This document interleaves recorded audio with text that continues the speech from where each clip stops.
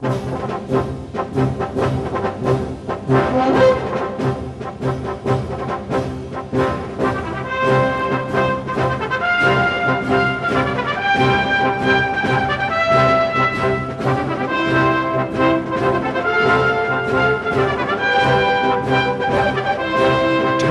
are the centerpiece of modern armies. This video ordnance program will examine the impressive new battle tanks used to defend NATO's Central Front.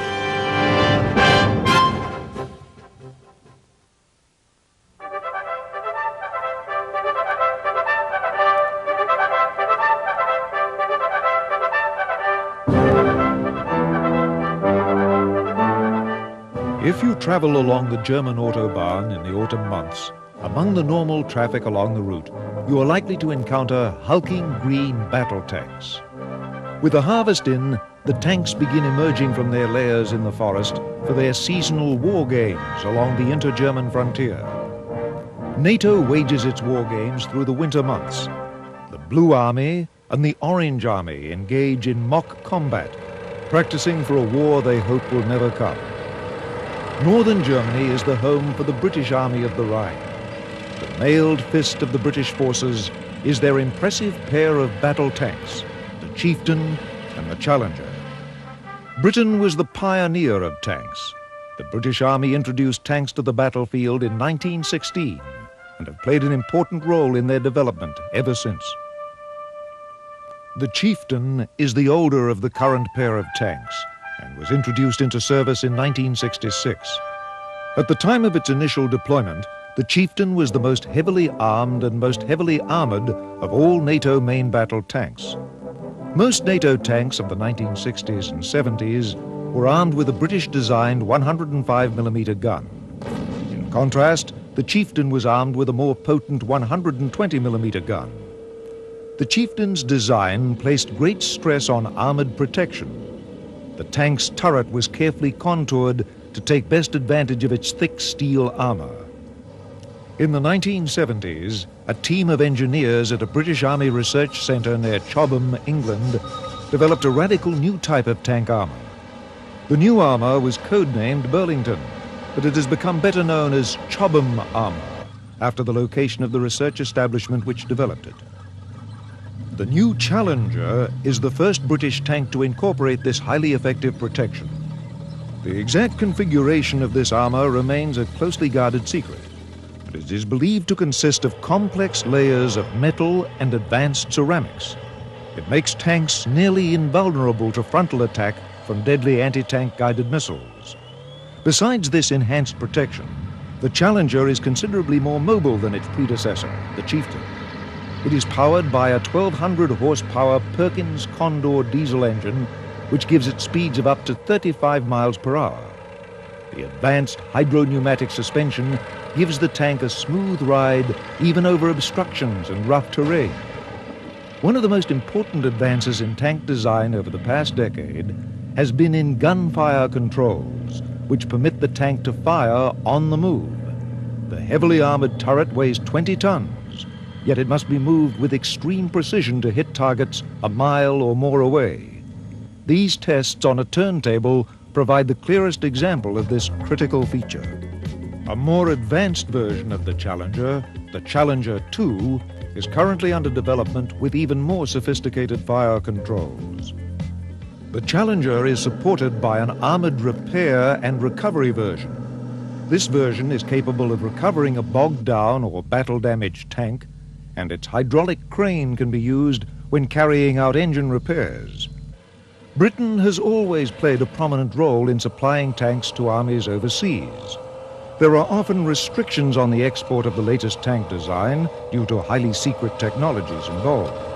Also, many armies in the developing world cannot afford the highly complex and expensive tanks adopted by NATO and desire a less elaborate tank. So besides manufacturing the Challenger for the British Army, Vickers Defence Systems has also designed tanks specifically for export. The Vickers Mark 7 is an interesting example of British-German industrial cooperation, with a Vickers-designed turret and Leopard 2 hull supplied from Germany. The Vickers Mark VII has advanced solid-state fire controls capable of hitting moving targets at long ranges. The Vickers Mark III is the latest evolution of the Vickers main battle tank. Earlier versions serve in the armies of India, Kuwait, Kenya, and Nigeria. Some armies desire a lighter and more mobile tank with less armor protection but a high level of firepower. This has led to an interesting British-American venture, the VFM-5 light tank with a Vickers turret and an FMC hull. Although under 30 tons, it is armed with a 105mm gun. Britain's strong traditions in tank design have provided NATO with critical technological breakthroughs like Chobham armor, a tradition likely to endure.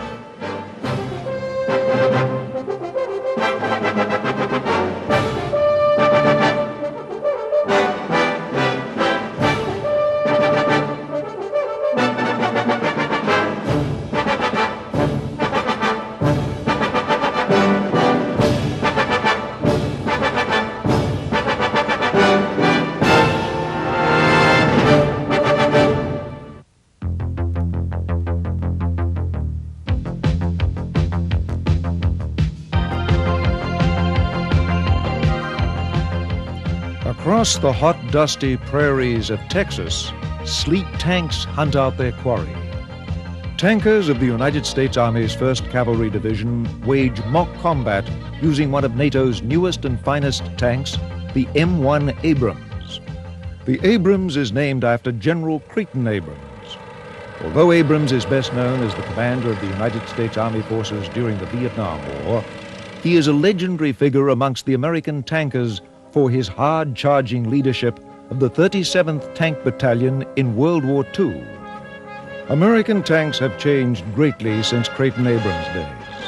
The M4 Sherman tank, like the one commanded by Abrams in World War II, was armed with a 75mm gun.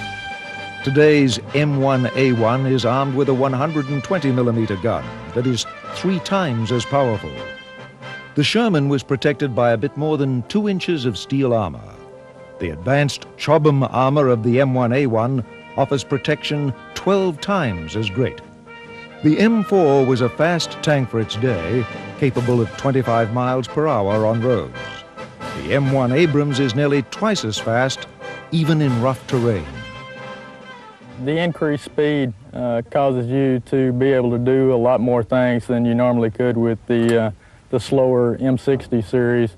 And plus it opens up some terrain to you that you can use as high-speed avenues of approach, which you didn't have before. Development of the M1 began in the early 1970s to replace the older M60 series of tanks. The lessons of the 1973 Mideast War suggested that more attention had to be paid to the threat of guided anti-tank missiles. The Abrams design placed protection as a major priority. It should be mentioned that from the outset of the design program for the M1, the user, the soldier, was at the center of our thoughts. That was manifested not only in trying to make crew survivability the key new characteristic of the tank, but also to make the tank fightable. Chobham armor provided a major advance in defeating the missile threat and gives the Abrams its distinctively slab-sided appearance.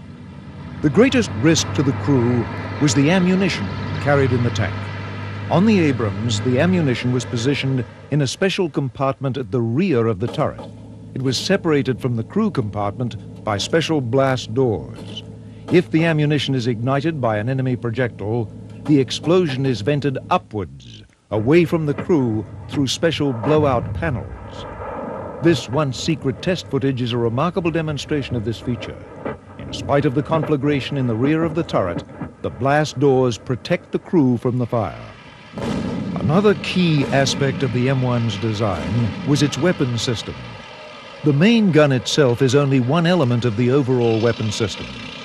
Tanks appear to be crude cast-iron monsters, but their insides are crammed with high-tech, solid-state electronics designed to operate in the gritty environment of the modern battlefield. Previous generations of tanks had to stop to fire. The M1 and other modern NATO tanks can fire on the move. The turret stabilization system keeps the gun aimed at the same point, no matter how much the tank is jostled around by the rough terrain. The M1 is really effective with the stabilization system, which is built in, whereas on the old tanks, it took a lot of short halts where you stop, move, and stop, move. Of course, with the M1, you can continue to ride anywhere from 30 to 35 miles per hour and fire and get a first round hit. The initial version of the Abrams, the M1, is armed with a 105mm gun. The newer M1A1 version has a more potent 120mm gun. The Abrams Advanced Electronic Gunfire Control System gives it incredible accuracy at ranges over 1 mile. A muzzle reference system measures barrel warp caused by the heat of repeated firings. A wind sensor checks for crosswinds that would cause a projectile to go astray. A laser rangefinder accurately measures the distance to the target to within inches to ensure precise aiming. We have a laser rangefinder system that allows us to be able to send out a laser beam that goes out and hits the target, bounces back, and determines the range based on the time of travel for the laser. The data from the tank's advanced sensors are rapidly absorbed by a ballistic computer with little attention from the gunner. The Canadian Army Trophy Shoot is held every 2 years to test the abilities of NATO tank crewmen. In 1987, the M1 demonstrated the effectiveness of its advanced fire control system by beating all previous records for rapidly engaging and destroying its targets. The speeds of kills on a modern battlefield are going to be totally different than they used to be, where you would shoot multiple times and not get hits. And nowadays, you have over a 90% probability of hit even while moving. The advanced electronics are easier to use than the mechanical systems used in previous generations of tanks. Tank crews are now expected to hit their targets much more quickly and with greater accuracy than in the older generations of tanks. The target will come up and stay exposed, depending what type of engagement it is, anywhere from 40 to 50 seconds. And then they will be expected to kill it within 12 seconds, okay, from the time that they actually initiate the engagement to the time that they kill the target. And within that, you have about 5 seconds reload time for the crew in case they have to fire a second round. But normally we get them on the first round. The new NATO tanks also have an advanced sighting system fitted with a thermal imager. The thermal imager senses the minute temperature differences between man-made objects, like tanks, and the natural background. This enables them to locate and identify enemy tanks at night or in the daytime when they're hidden by smoke or camouflage. Very improved system where it allows us to have basically daylight 24 hours a day. And we have eyes at night now that can see without the use of any other devices, i.e. IR searchlights, items like that. Since World War II, tank crews have dropped in size from 5 men to 4. The M1 is equipped with a 4-man crew. We have a driver. His basic job is to seek positions. That's in the process of handling the driving portion. And we have the gunner. He's to identify and acquire targets and fire them as well. And we have the loader. He basically takes care of the aerial watch and also the rear section of the tank. And myself, I'm the tank commander. I pretty much keep control and overwatch over each other position. Driving the M1 tank is not much different from driving an automobile, but it uses a T-bar steering yoke that is similar to a motorcycle's handlebar.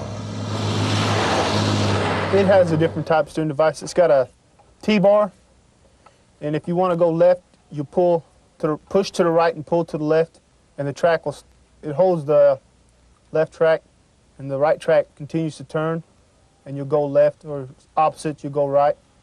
As in the case of Britain, American companies have developed light tanks suitable for export. One of the more successful has been the Cadillac Gauge Stingray. The Stingray is armed with a 105mm gun, but it is more lightly armored than the Abrams. The first army to adopt the Stingray was Thailand.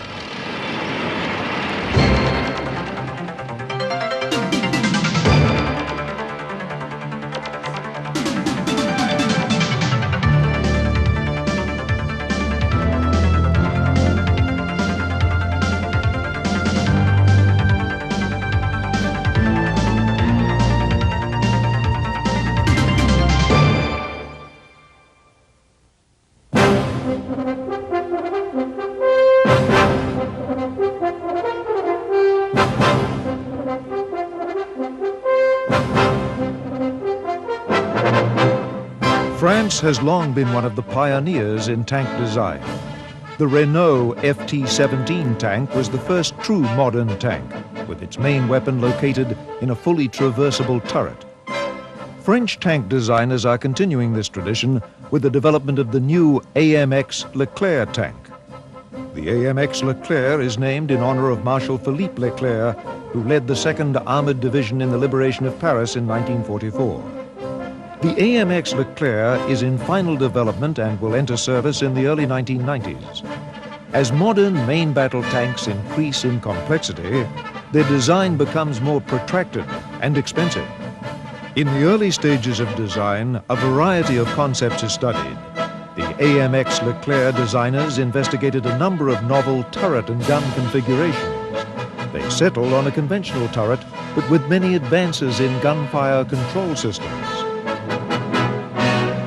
We spoke to one of its chief engineers to learn more about the features it will include. La puissance de feu d'un matériel dépend bien entendu de son armement principal. The firepower of a vehicle depends, of course, on its main armament and on the fire controls which direct the main armament. In the case of the Leclerc, we have adopted a high-performance automatic fire control system integrated with an electric turret drive, which gives the vehicle a high degree of accuracy, which is quite remarkable. Si bien que la fonction de tir en marche sur la MX Leclerc devient véritablement. In the case of firing while moving, it's a straightforward matter with the AMX Leclerc, which was not the case on tanks a decade ago. On tanks of the preceding generation, firing on the move required careful attention, and the performance was poorer than one found in the case of firing from the halt. Aux performances que l'on trouve pour un tir à l'arrêt. Battle tanks are becoming increasingly computerized to assist their crews in combat. The AMX Leclerc is the first tank to be built around a centralized digital electronics architecture. Tank crews no longer will communicate only by voice over radio, but will exchange critical information through the data systems.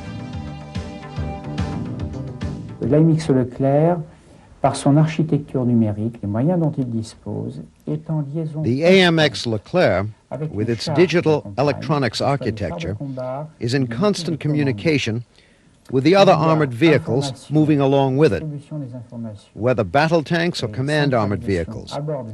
There is data and information centralization aboard each vehicle. Repose sur l'utilisation d'un bus qui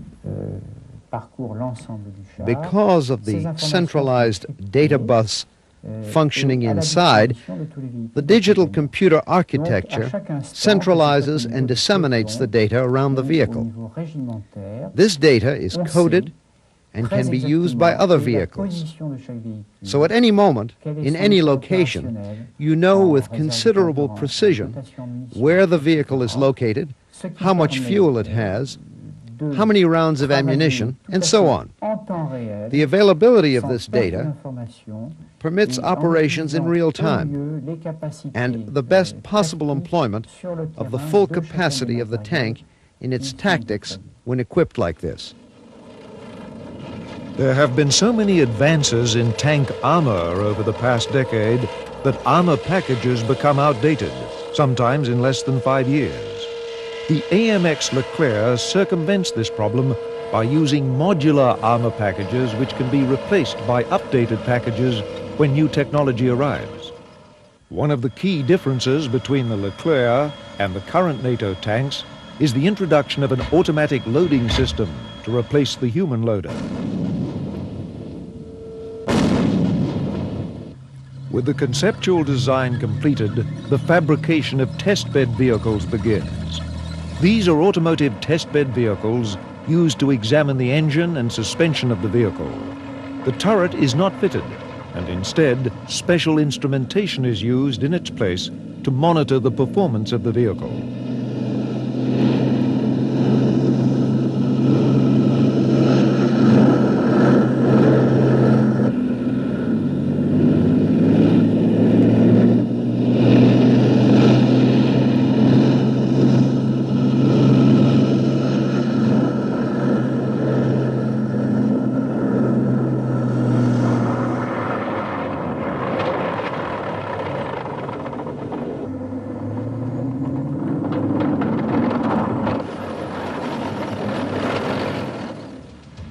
Turret subsystems are examined separately. Finally, a testbed demonstrator is assembled to examine the interaction of all the components. Once problems are resolved, the production vehicle begins to take shape. The AMX Leclerc contains so many secret features that this video of it has certain details electronically obscured. The French army is confident that its new main battle tank will enhance France's reputation for innovation in tank design. The tank is one of the essential links in our policies. The Leclerc tank in 1991 will be able to penetrate every other existing tank on the battlefield, but also be able to respond to future threats coming from the enemy.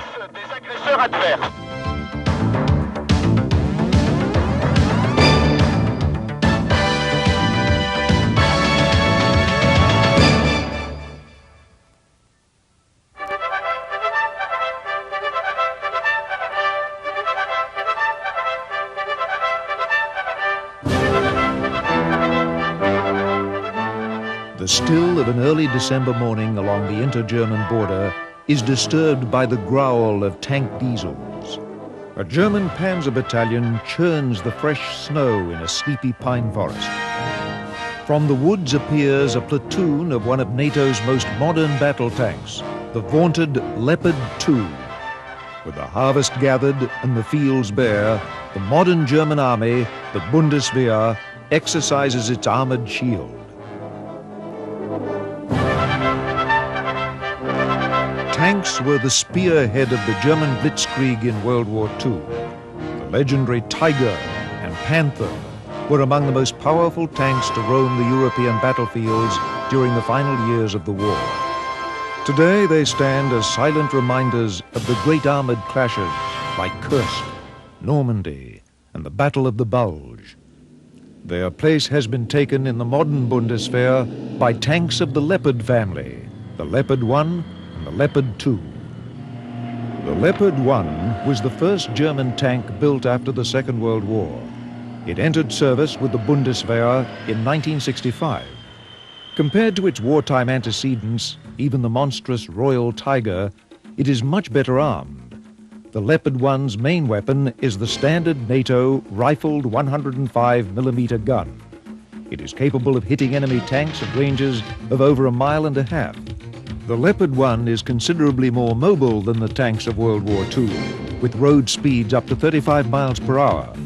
This highly regarded design is the most widely distributed tank type in NATO service, with over 4,000 produced. The Leopard 1 also forms the basis for the Gepard, an anti-aircraft vehicle armed with a radar-directed twin 35mm cannon system.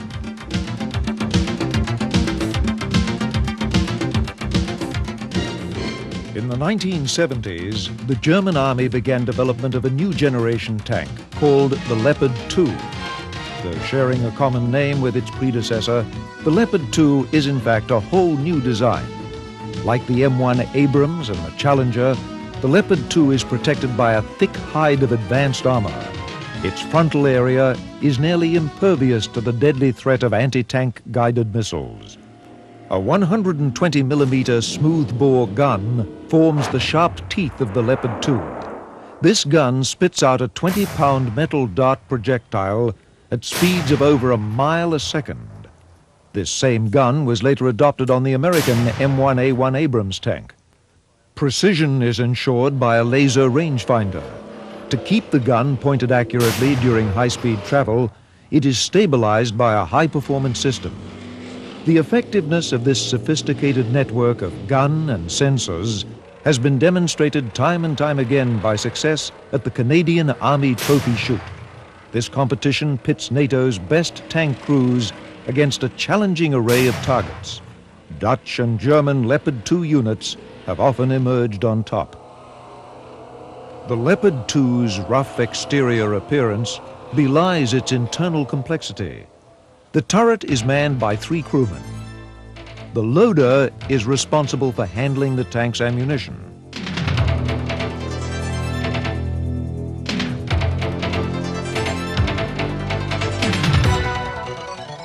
The gunner aims the 120mm gun and operates the sophisticated computer-aided fire controls.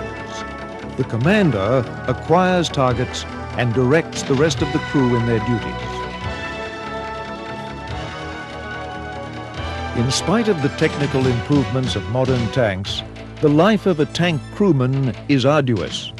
There is ammunition to be loaded, and there are a host of other chores to keep a sophisticated machine like the Leopard 2 in good operating condition. Tanks are expensive to operate in peacetime. A tank will wear out a set of tracks every 2,000 miles, and they cost over $50,000 for a new set. Electronic simulators can help reduce the cost of training of tank crews by as much as 60%. The Leopard series uses a simulator to train new drivers. Driving a 65-ton tank at 40 miles per hour requires special skills. The simulator is linked to a scale terrain model, and the computer provides the trainee with a realistic image of the countryside. Future systems will use computer-generated images. Once the driver completes basic training on the simulator, he transfers to special training tanks for hands-on experience. Special training tanks reduce the wear and tear on actual combat tanks and are less expensive to operate. The new generation of NATO battle tanks is the fastest on record. High combat speeds make the vehicles difficult to hit during fighting. The Leopard 2's 1,500 horsepower diesel engine gives the Leopard 2 very high cross-country speeds, up to 45 miles per hour. Its torsion bar suspension dampens the jostling of rough terrain. Modern tanks are too heavy to be made amphibious, so rivers are a major obstruction to tank movement. To circumvent this problem, the Leopard tanks are designed to snorkel underwater. The crew seals the vehicle, then employs a special tube device to provide air to the engine and crew.